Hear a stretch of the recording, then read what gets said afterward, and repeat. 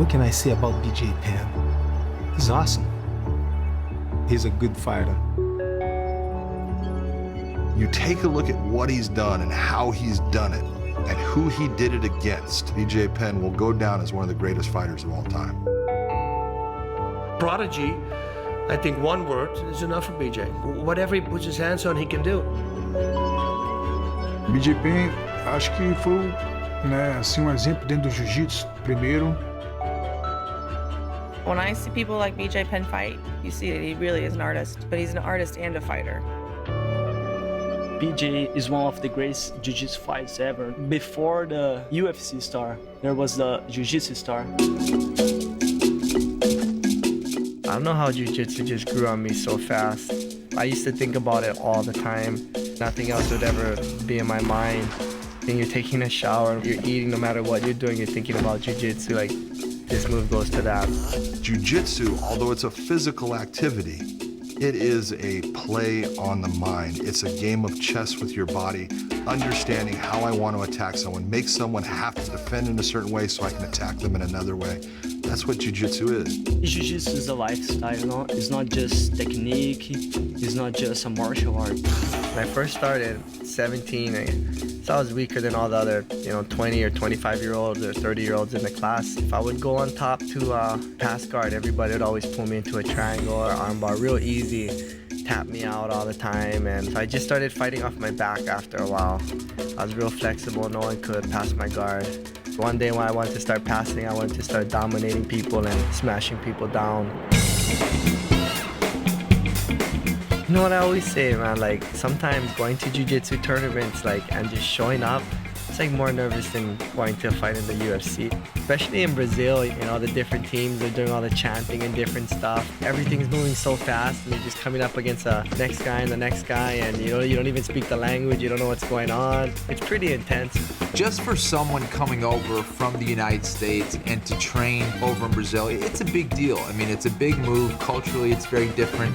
You're in the homeland of jiu-jitsu, of course. There's thousands of competitors and practitioners in Brazil, and only one can be a world champion. John Lewis and Steve De Silva, they really wanted me to fight at black belt. I competed at brown belt the year before. So Andre Pederneiras, he was one of the coaches at Novo União, and then Shruta was my coach from Novo União that was from Hawaii that came up with us. And we were in Brazil, and Andre was like, if you win the trials in the school, we'll throw you in his black belt to go into the Mundial. He's not just super flexible and strong, his knowledge about jiu-jitsu is amazing. So I fought two guys from the gym. It was really close. I only won by advantage both fights, and then I got the black belt. Just to get your black belt in Brazilian Jiu-Jitsu back then was a big deal. BJ did it in 4 years.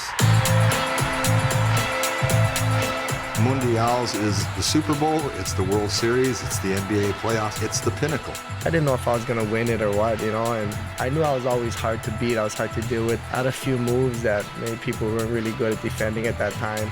In the United States, it was a small sport. Not a lot of people knew about it, but in Brazil, it was a huge sport. Except for his team, everyone wanted to make sure that he didn't win. He had a target on his back. And I remember when I got to the final, after the semifinal was done, and then we had a long break because we were going to be on TV, and I remember being really excited, like, wow, man, my fight's going to get to be on, sport TV, on television and stuff, so I was real happy about that.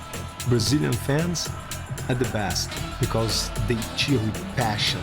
They come with flags, they come with songs, they come with horns. They have specific cheers for their fighters, for the guys that are representing the gym. To fight on that kind of stage in Brazil is very hard for an outsider.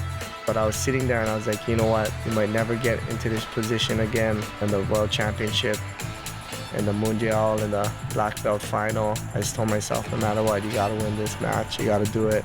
Here's this kid, of course, he's very, very athletically gifted, but on a technical level, he was better than the Brazilians.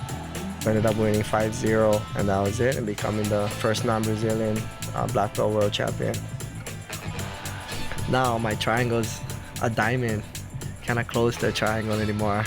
Hurts my legs. It was a big deal when BJ won the Worlds because he was the first foreigner.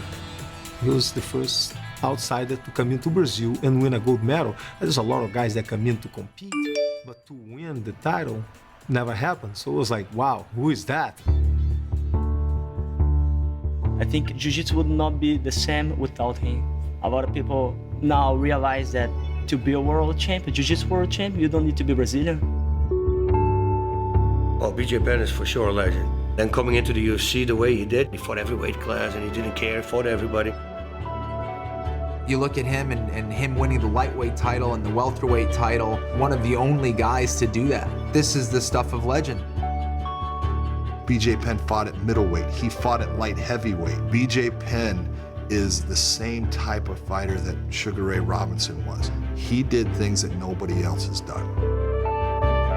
I could only hope to somehow be close to the same league as him by the time I retire. All I ever thought about was fighting at that time, at that point in my life. I wanted to be one of the best fighters in the world. At 22 years old, I wanted to know how far I could go.